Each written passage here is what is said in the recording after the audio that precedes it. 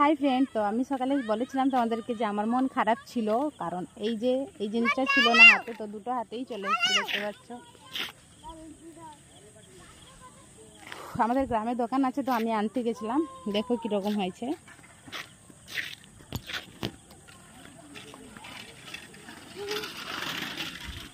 ছাঁকা নিয়ে এসে বাড়িতে যাচ্ছে, আমরা আমাদের ঘর যাচ্ছি, আর একটা আমাদের গ্রামের দোকান আছে, এখানে লোকগুলো বসে তাকাচ্ছে আমাকে। কেন? আর সেখানে আমার মেয়ে আসছে, আমার শাশুড়ি আসছে।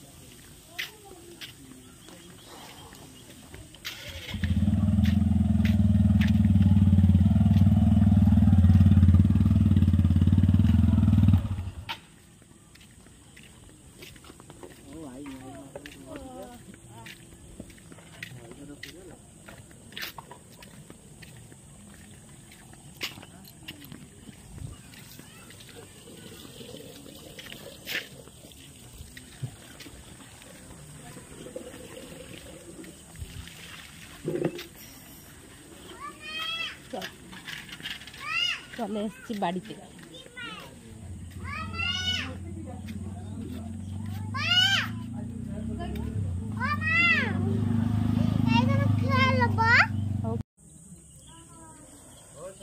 গাড়ি যাচ্ছে, বাট তারপরেও হেঁটে হেঁটে গেছিলাম আর চলে এসেছি আমার বাড়িতে।